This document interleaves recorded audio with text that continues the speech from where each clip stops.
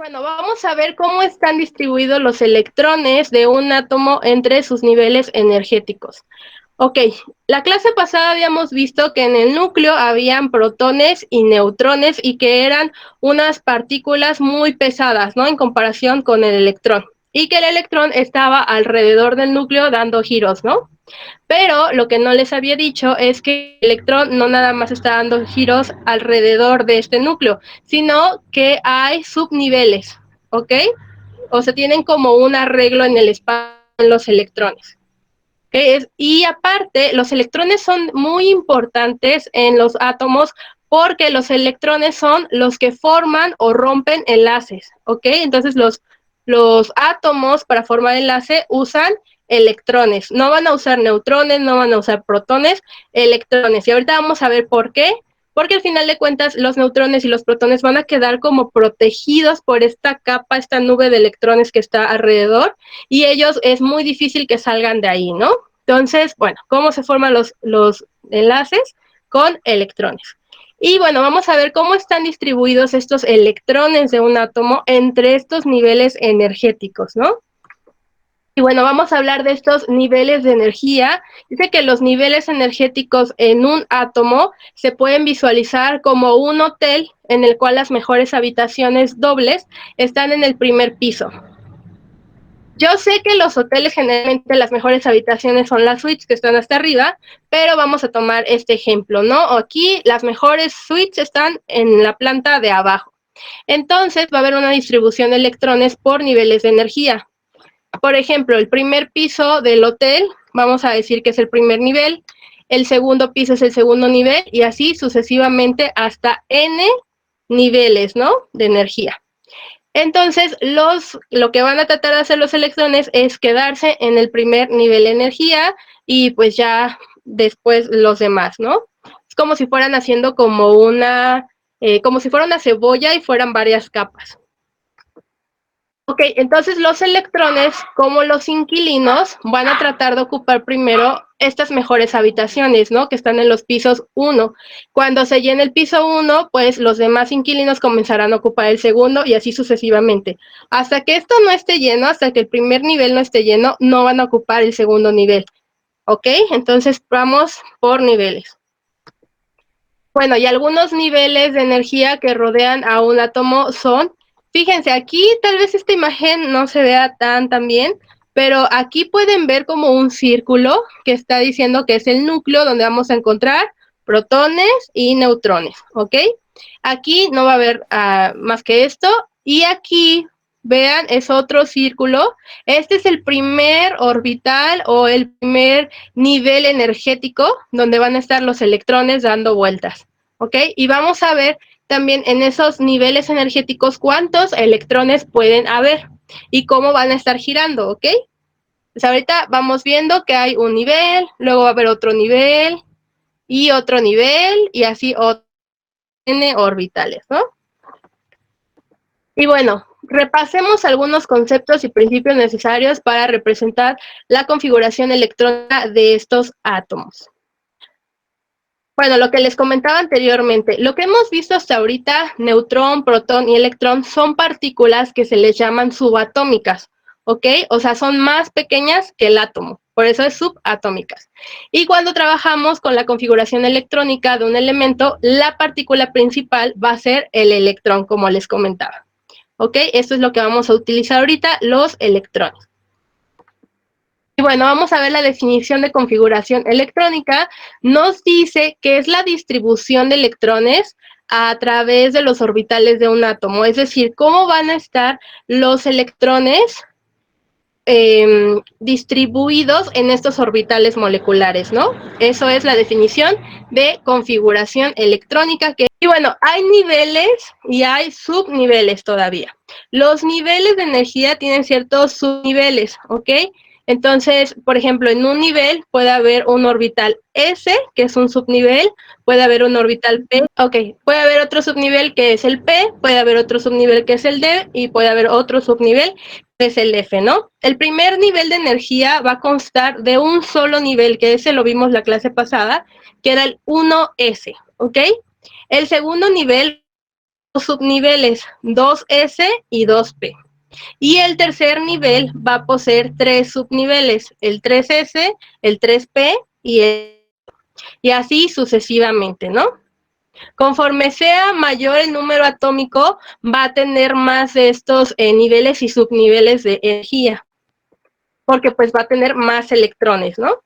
Y bueno, vamos a ver la capacidad de electrones en cada subnivel. Por ejemplo, en un orbital S, que es un subnivel S, la capacidad de electrones, es decir, cuántos electrones va a poder estar ahí, solamente son 2. Los orbitales S solo pueden tener 2. Los orbitales P, lo veíamos la clase pasada, que había PX, PY y PZ. En cada uno de estos hay 2. Entonces, si tenemos 3, el PX va a tener 2, PY 2 y PZ 2. Entonces, al sumarlos, vamos a tener 6 electrones ahí. En cada subnivel D hay 10 electrones y en el subnivel F hay 14 electrones. Como nosotros estamos viendo química orgánica y estamos viendo el famoso CHOMS, no vamos a llegar hasta los orbitales D y orbitales F, porque estos generalmente son para los que son elementos inorgánicos, ¿no? Y aquí nosotros estamos viendo elementos orgánicos, pero sí es importante que ustedes lo sepan, ¿no? Los conozcan.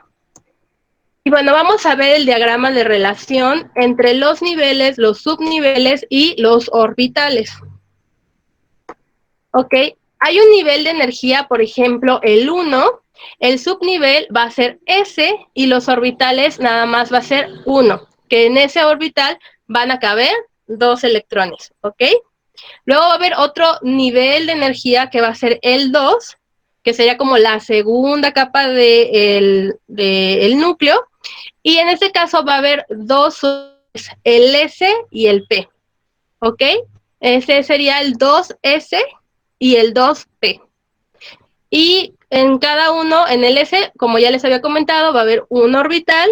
¿Y cuántos electrones va a haber en ese orbital? Ok, es un orbital de tipo S. Acordémonos que los orbitales de tipo S van a tener nada más 2 electrones, ¿ok? Los orbitales de tipo P van a tener 6. Ok, entonces en este caso, este orbital S va a tener un orbital y en ese orbital solo caben 2 electrones. Ok. Y va a tener también otro orbital, que en este caso es P, y va a tener 3 orbitales en ese nivel, y cada orbital caben 2, entonces 2 por 3, 6 electrones. ¿Ok? Ahorita lo vamos a ver con un ejemplo y creo que va a quedar un poquito más claro. Vamos a ver esta parte de orbitales moleculares. Como pueden ver aquí, lo que hacemos es hacer este triangulito, que es para ver cómo va a estar la configuración electrónica. Primero en esta parte ponemos 1S, 2S, 3S, así sucesivamente hasta el 7S.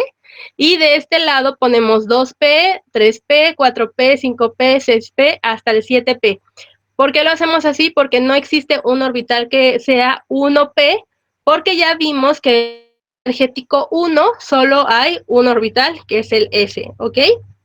Y bueno, aquí en los orbitales D, si se fijan, ya empezamos con el orbital 3, con el nivel 3D, no con el 2, porque sabemos que en el nivel 2 nada más hay 2S y 2P, ¿ok? Y aquí ya empezamos con los Fs. Les digo que estos Fs casi no se utilizan, solamente los vamos a usar cuando vean química inorgánica, si es que la llegan a ver con los metales y todo esto, porque son los números atómicos como muy grandes, que son elementos demasiado pesados, ¿no? Entonces, esto nada más es para que ustedes se den una idea de cómo tiene que ser la configuración electrónica y se lee de esta forma. Por ejemplo, se lee así, 1S como en diagonal, 2S, luego, ¿qué seguiría? 2P y luego 3S, ¿no? Luego el 3P, luego el 4S, y así es como nosotros vamos a ir viendo cómo vamos a ir llenando a estos orbitales moleculares de electrones, ¿no? Entonces, ese es como va a ir el orden. Yo sé que tal vez no sea un orden tan como claro, pero ese es el orden que los químicos orgánicos propusieron y es el orden que hasta ahora se lleva a cabo, ¿no? Porque ellos vieron que justamente hay estos niveles y vieron cuántos electrones hay en estos niveles. Ok, entonces vamos a continuar esta parte. Y vamos a ver algo que se llama el principio de exclusión de Pauli, y este es muy importante. No sé si alguien de ustedes lo han escuchado anteriormente. Ok, este principio de exclusión de Pauli es muy importante porque, como les he estado mencionando, en cada orbital va a haber 2 electrones, ¿no? Pero no les dije cómo van a estar girando. Los electrones generalmente tienen un sentido para girar. Puede ser que sea con las manecillas del reloj, o sea, de izquierda a derecha, o puede ser que sea de derecha a izquierda, contrario a las manecillas del reloj. Lo que nos dice el principio de exclusión de Pauli es que no puede haber 2 electrones en un mismo orbital que estén girando hacia el mismo lado. Tiene que haber uno que gire a la derecha y otro que gire a la izquierda. ¿Ok? Eso es lo que nos dice. Nos dice que el principio de Pauli establece que un máximo de 2 electrones pueden ocupar un mismo orbital atómico, pero si los electrones tienen espines opuestos. Espín opuesto se refiere al sentido con el que giran. ¿Ok? Y entonces vamos a ver esa parte. El primer electrón se representa con una flecha hacia arriba. No sé si se acuerdan que vimos lo del carbono, vimos su configuración electrónica, y yo les ponía como una línea y les ponía como unas flechitas, ¿no? Entonces dice que la flechita, cuando va hacia arriba, describe el giro del electrón a favor de las manecillas del reloj. Y el segundo, representado con una flecha hacia abajo, indica que el spin del electrón es en contra de las manecillas del reloj. Aquí me voy a adelantar un poquito a la presentación para enseñarles esa parte. Es, por ejemplo, aquí. Tenemos el ejemplo del nitrógeno, ¿no? El nitrógeno tiene un número atómico de 7. Véanlo en su tabla periódica, a ver si encuentran el nitrógeno, para corroborar que de verdad sean 7. Ok, 7. Bien. ¿Qué nos está diciendo entonces el número atómico? Sí, como dice su compañero Alfredo, lo que nos está diciendo es que hay 7 protones. Y ya sabemos que todos los elementos que tenemos en la tabla periódica son neutros, ¿no? Entonces, el número de protones que tengamos va a ser igual al número de electrones que tengamos. Entonces, ¿cuántos electrones tiene el nitrógeno? Ok, 7 electrones. Y ya dijimos que vamos a estar trabajando con electrones, ¿no? Entonces, aquí estos electrones vamos a ver cómo están acomodados en estos orbitales, ¿no? Habíamos dicho que el primer orbital, ¿cuál era? Justamente lo que dicen, va a haber 7 electrones y el primer orbital va a ser el 1 porque es el nivel 1, va a ser S porque es el primero que está ahí, y va a ser 2. ¿Por qué dice 2 aquí? Porque va a tener 2 electrones, ¿no? Y se está llenando. Lo que habíamos visto con el principio de exclusión de Pauli es que justamente nos decía que primero vamos a poner un electrón aquí y lo vamos a caracterizar o lo vamos a poner como una flecha que tiene esta carita o esta, bueno, está viendo la flecha hacia arriba. Cuando la flecha esté viendo hacia arriba, lo que decimos es que ese electrón está girando con las manillas del reloj, ¿no? En esa dirección. Cuando tenemos esta otra flechita que está viendo hacia abajo, estamos diciendo que ese electrón va a estar girando en contra de las manecillas del reloj. ¿Ok? Eso es lo que nos está diciendo el principio de exclusión de Pauli. Y lo primero que vamos a hacer es llenar este orbital 1s2. Bueno, me voy a regresar un poquito para ver, porque necesitamos ver otro principio, que es el de Hund. Y bueno, creo que ahí ya quedó claro esto de las flechitas, ¿no? Entonces, bueno, ya vimos esto de las manecillas del reloj. Y ahora nos dicen que el spin o el giro para los 2 electrones que ocupan un mismo orbital, pues si es con las manecillas hacia la de izquierda a derecha, como vemos aquí, va a ser igual a +1/2. Y la flecha va a estar viendo hacia arriba.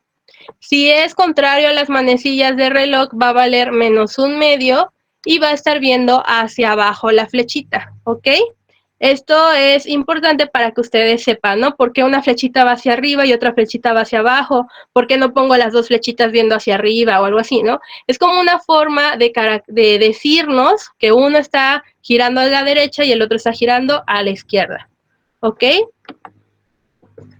Y bueno, vamos a ver la regla de Hund. Esta establece que los electrones cuyo giro es igual deben ocupar todos los orbitales que tienen igual energía antes de que los que tengan espines opuestos puedan ocupar los mismos orbitales. Esta regla lo que nos está diciendo es que primero tenemos que poner, bueno, cómo vamos a llenar estos orbitales, ¿no? Lo que nos dice es que vamos a llenar primero los orbitales de menor energía, pero como ya vimos, hay orbitales que tienen la misma energía. Vamos a ver esto aquí atrás. Aquí, por ejemplo, veíamos en el primer nivel de energía solamente no hay otro subnivel más que el S, ¿no? Que ya lo habíamos visto. Y en él hay un orbital donde caben 2 electrones. Pero en el segundo nivel de energía no nada más va a estar el S, ya va a estar el P. ¿Ok? Entonces el S y el P van a tener la misma cantidad de energía y vamos a tener en este caso 4 orbitales, ¿no? Uno de tipo S y 3 de tipo P que se tienen que ir llenando.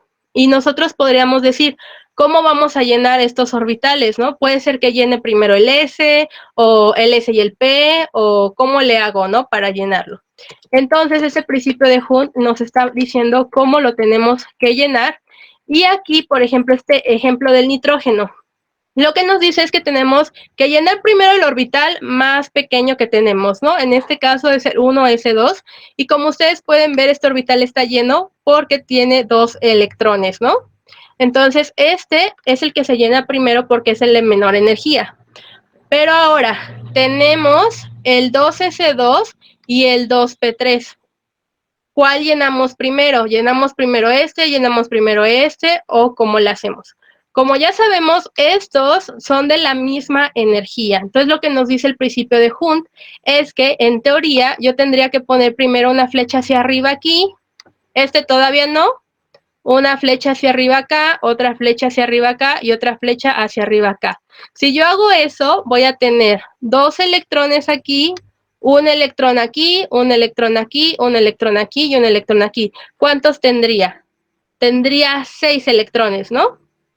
Entonces, bueno, se los voy a hacer mejor acá en iExplain, porque creo que aquí, como ya tienen estos, puede ser que se complique un poquito. Ok, en esta parte de aquí yo tengo el nitrógeno, y tiene 7 electrones, ¿no? Y ahora yo tengo que ver cómo voy a poner estos 7 electrones. Yo sé que hay un nivel de energía y lo represento con una línea que se llama 1s, ¿no? Y en este nivel, como tengo 7 electrones, pues se va a llenar completo, entonces aquí le pongo 2, que es lo máximo de electrones que yo le puedo poner en ese nivel, ¿no? Que son 2 nada más. ¿Cómo voy a poner las flechas? Yo generalmente las represento así, como una media línea, pero también la pueden presentar como dice ahí, con una flecha completa. Ahí sí es como ustedes gusten, pero la cosa es de que uno vaya hacia arriba y el otro vaya abajo, ¿no? Entonces este orbital ya está completamente lleno y ya tenemos 2 electrones, pero ahora me quedan 5 electrones. ¿Cómo voy a llenar esos orbitales? Ahora, ya sé que en el nivel 2 que acabamos de ver hay un orbital S y hay un orbital, bueno, lo voy a hacer de otro color. Tengo un orbital S que se va a llamar 2 porque está en el nivel 2, S. Aquí no le voy a poner nada porque no sé cuántos electrones va a haber ahí. Y voy a tener también 3 orbitales de tipo P, ¿no? Que tengo 2 y tengo 3. Y a le voy a poner 2 porque está en el nivel 2. A le voy a llamar PX, a le voy a llamar PY y a le voy a llamar PZ. Esto lo hacen para que ustedes no vaya a haber conflicto y que no se acuerden cuál es el orbital, ¿no? Entonces ahora tengo yo 5 electrones que tengo que poner aquí. Yo podría decir, por ejemplo, pues pongo un 2 aquí, ¿no? 2 aquí. Y voy a poner, me faltan 3, entonces aquí otros 2. Y aquí voy a poner otro, ¿no? Entonces ahí yo ya tendría 2, 4, 6, 7 electrones. ¿Ustedes creen que esta forma de colocar los electrones es correcta? Ok. Sí, justamente porque no estamos utilizando la regla de Hund, ¿no? Hund nos dice que tenemos que llenar, bueno, no llenar, poner los electrones, irlos de poco a poco cada uno y no dejar orbitales moleculares vacíos, ¿no? Ahorita vamos a ver por qué. Fíjense, cuando nosotros tenemos un orbital molecular vacío como este, es muy inestable. ¿Y qué quieren los electrones? Ser lo más estable posible, ¿no? Lo que ellos quieren es llegar a ser gases nobles justamente para ganar estabilidad. Entonces, de esta forma tenemos un orbital vacío y otro orbital medio lleno, entonces esto le da mucha inestabilidad a nuestro compuesto. Por eso es que no se llenan así los orbitales. Entonces, ¿cómo se llenan, no? Lo que tenemos que hacer es llenarlos parcialmente. Entonces, en este caso, por ejemplo, yo lo que haría sería, como este y este son de la misma energía porque tienen dos aquí, voy a llenarlo así. Yo le pongo aquí 1 y al P le voy a poner otro, al PX, al PY otro y al PZ le voy a poner otro. ¿Ok? Y en este caso yo ya estoy haciendo la regla de Hund y yo ya estoy poniendo cada uno de los electrones en cada uno de los orbitales que son de la misma energía. ¿Ok? Ahora me falta un electrón. ¿Dónde lo voy a poner? Pues la regla de Hund nos dice que no va aquí, tampoco va aquí, ni va acá. Va aquí, porque es por orden, ¿no? Primero va el 2s antes que el 2p. Entonces, al que voy a ponerle el electrón al 2s.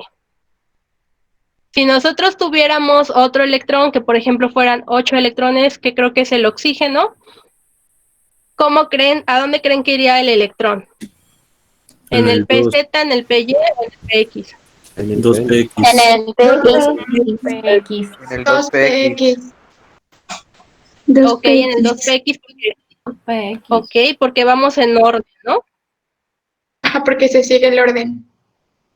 Ok, justamente entonces esta va a ser el orden de llenado y esto nos lo dice la regla de Hund. Y la regla de Pauli, acuérdense que nos dice que uno va a ir para arriba y el otro va a ir para abajo.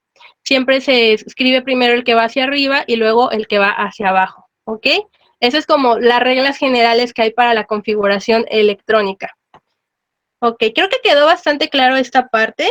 Vamos a ver unos ejemplos donde ya vemos más orbitales.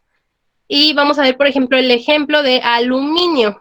Chequen aluminio en su tabla periódica y díganme qué número atómico tiene. Nos está diciendo el número de protones y de ahí nosotros podemos decir o intuir que va a tener 13 electrones, ¿no?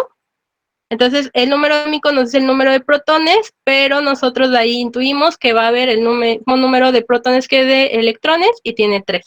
Justamente, entonces, vamos a llenar estos orbitales. Si se fijan, aquí ya hay más orbitales que los anteriores.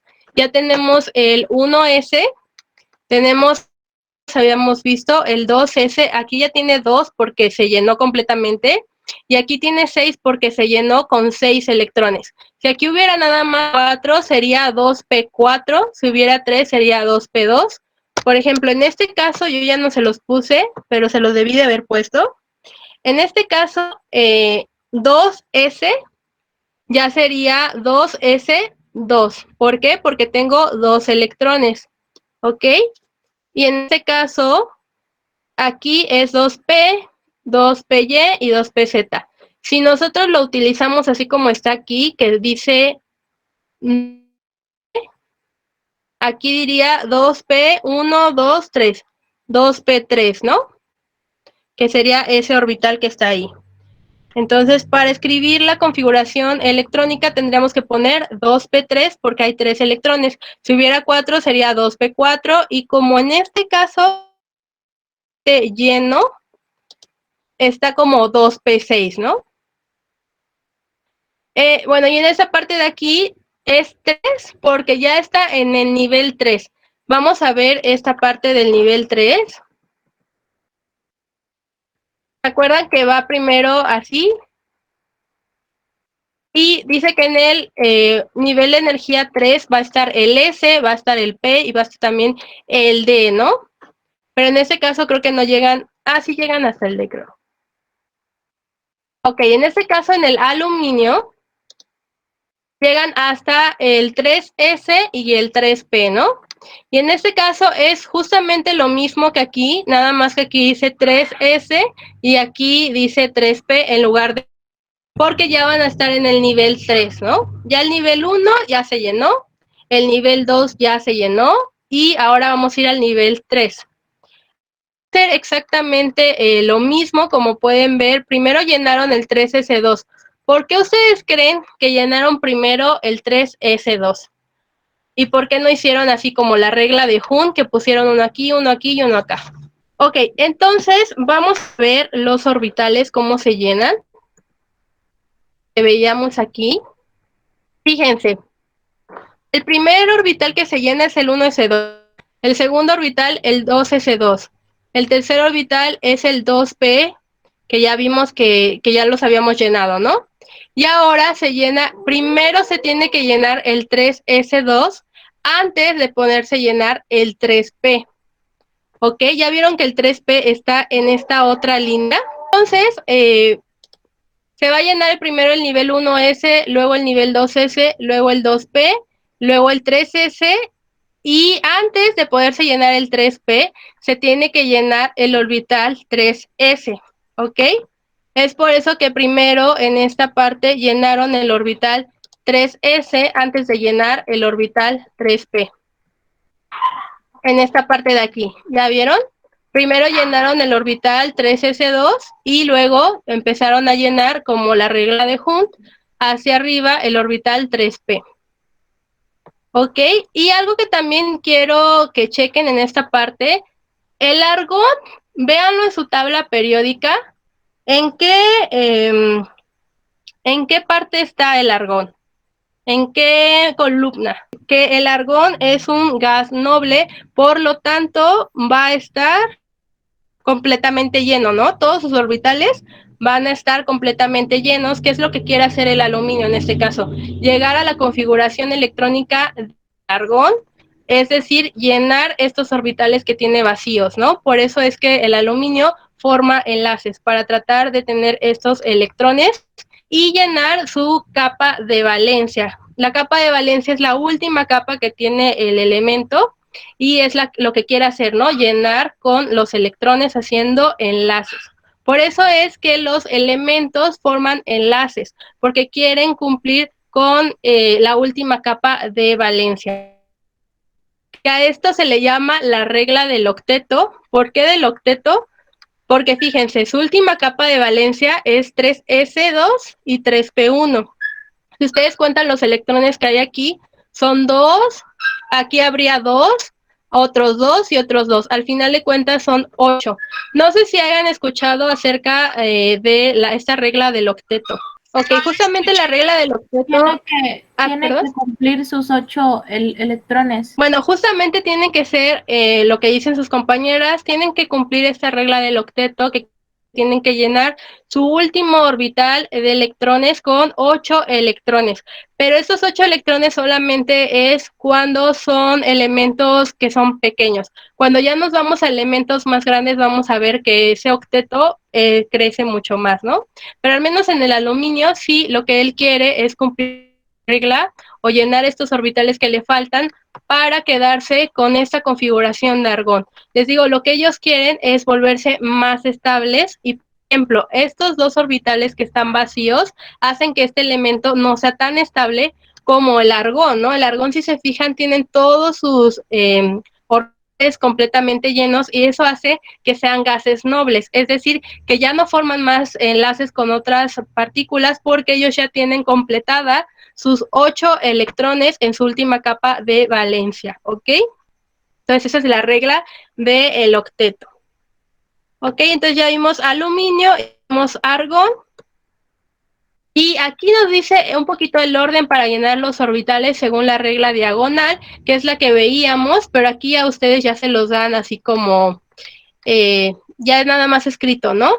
Es el 1s2, luego va a ser el 2s2, luego va a ser el 2p6, ser el 3s2, luego el 3p6, ahora nos vamos a ir a los 4. Primero es el 4s2 y después es el 3d10, luego es el 4p6 y así sucesivamente. Es una serie de orbitales enorme.